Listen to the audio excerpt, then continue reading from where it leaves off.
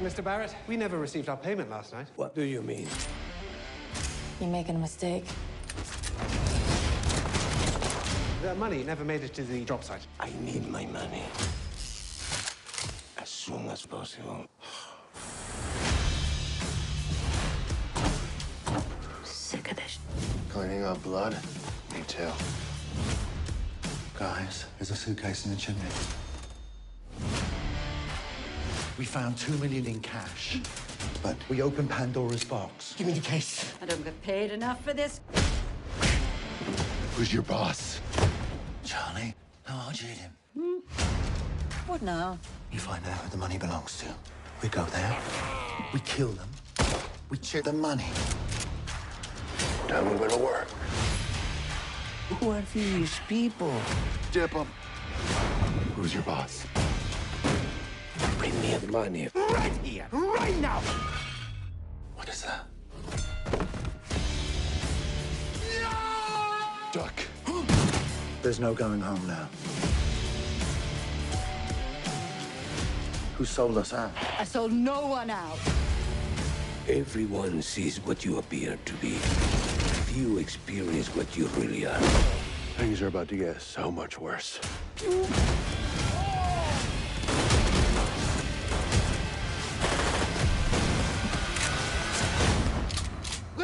Wait! Who are you people? Weather cleaners.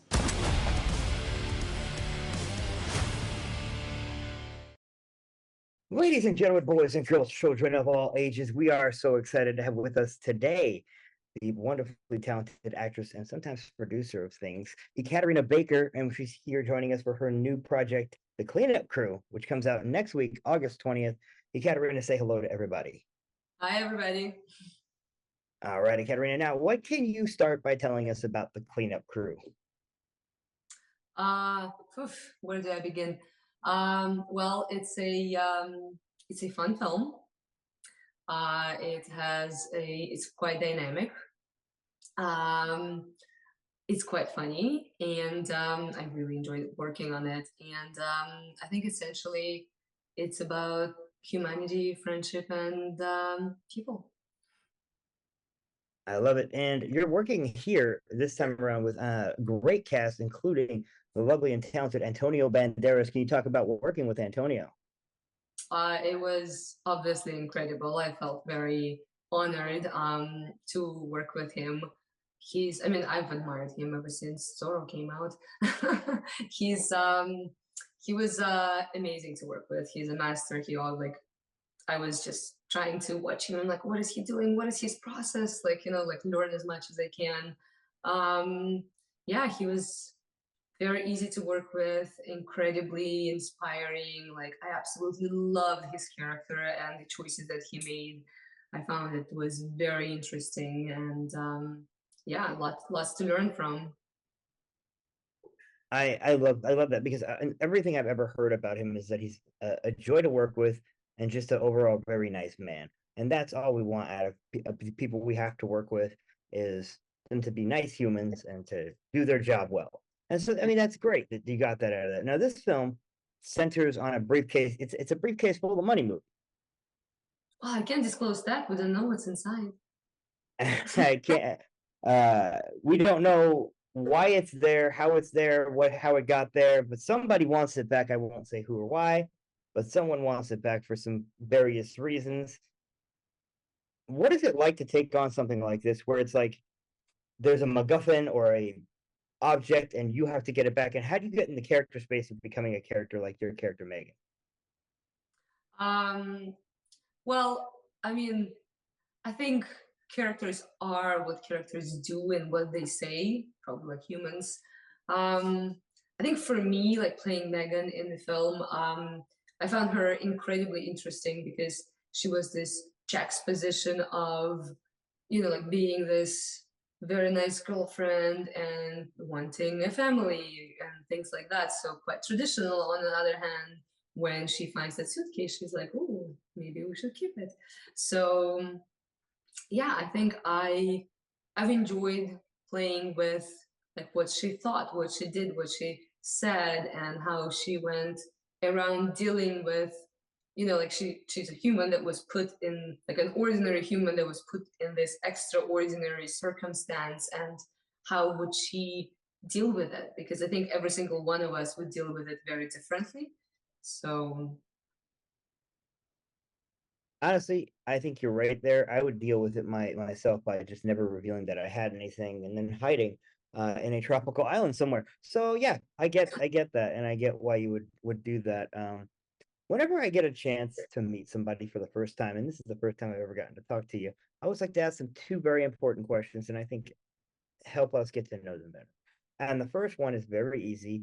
It is literally, who do you look up to as a person? Who inspires you every single day, whether that be professionally or personally? I think it's a lot of people. Like if it's film industry, we have so many talented, amazing people. Like, I mean, for once, I love the work of Nicole Kidman. Not only it's always incredible, she does her own things, she does them differently. I find it extremely inspiring, and her career has been going for quite a long time and keeps developing. Like, to me, it's very inspiring to keep developing as an artist. But there's so many good people. I mean, it, like, this could be business, it could be the books I read. I recently read Rob Lowe's book, and I found it extremely helpful and fascinating. And then I went to Arnold Schwarzenegger's book, and I found it very helpful. Like I didn't know the things that I learned in that book about him. What an incredible human he is! How inspiring he is!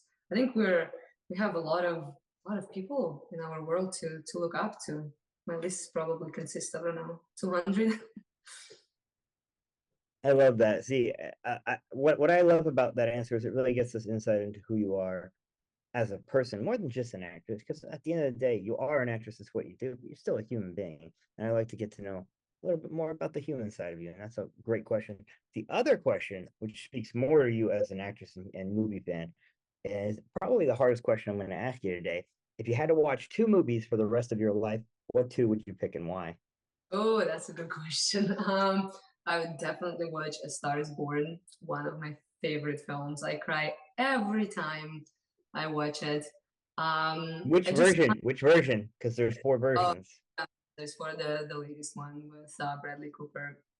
Uh, Good choice. I they did such a good job making us fall in love with those two characters and making us fall in love with their love. So when the audience all of a sudden gets it, I mean, no spoiler alert if somebody hasn't seen it, if like it gets ripped away from them, I find it so heartbreaking. Um, Another film. I mean, since I mentioned Nicole Kidman, I mean, it's not a film, but it's a limited TV series, The Undoing. It was just so well done. Now, see, I haven't seen that one yet, so now I'm gonna have to check it out because I haven't seen it. So, It's really good. see, I'm gonna take your word for it because again, I have no firsthand experience with it. Now, I want you to tell me why people need to check out the Cleanup Crew when it comes out next week. My personal view is I love comedy. I think comedy makes our life easier, more manageable. We could relate. Something goes wrong in your daily life, you go watch some comedy, everything goes wrong in their daily life, you're like, "Phew, I'm fine." So I think comedy part of it is very important. I think um, being entertained and just relax and laugh and watch a group of co-workers slash friends go through something that could be perceived very stressful and dealing with it. I think it's always a good watch. I like that answer. I think that the audiences will definitely get a kick out of the chemistry between all of the actors in this, particularly the previously unmentioned by me, Jonathan Rhys Meyers and Melissa Leo, who are phenomenal actors in their own right. I love what you said there about how some people just want to sit back and watch something funny. I feel like in the world we live in today, comedy and specifically things that are funny are not as it's not as appreciated because everybody wants to be offended by something. So let me ask you, When it comes to comedy, what are some movies that you think are really funny that maybe are a little bit off color, but still hold up to a modern sensibility and are still funny? Oh, there's so many. I mean, I just recently watched If. It's a film with Ryan Reynolds. It's sort of like half animation. I found it quite funny. Deadpool is incredibly funny. I always watch Friends. I think I'll watch them forever because I find them still funny. I've watched the same episode probably 20 times, and it's still funny because it's relatable. Um, yeah, and I think, I mean, it's funny how like that was filmed in the 90s. It's been like what, 30 20, years? less than 30 years, and it's still relatable and funny. So yeah, I think there's a lot of very good product there. I love that because I think there is something to that. Humor, I think, transcends throughout time, and as long as you're not minimizing someone else's experience, I think that comedy has a lot to say and a lot to be and a lot to have. You know what I mean? Like one of the funniest movies I've ever seen is Blazing Saddles, and it came out almost 50 years ago, Yeah, yeah. Well, and another it just holds up. Ted Lasso, like that was a perfect example of comedy that wasn't sarcastic, wasn't making fun of people. It was so brilliantly done, and it was funny and deep, and like I learned something from every single episode. I really feel like anything that Bill Lawrence, who did Ted Lasso, anything that he does or is involved in is going to be good because he also did like Scrubs and Spin City, which are both very Mhm. good comedies as well. So I think there's something to that. I think uh just having an experience where you can be a human but laugh at the stupidity of humanity, uh and the stupidity of everyday life just makes it a lot more fun. And this movie does that a little bit cranked up to 11 to where it's like, okay, that's hilarious, but like that would never really happen, but then if it did happen it would be even funnier. You know what I Yeah, mean? And yeah, that's what I appreciate. yeah. And I think not taking life seriously in a weird way, not taking ourselves too seriously, right?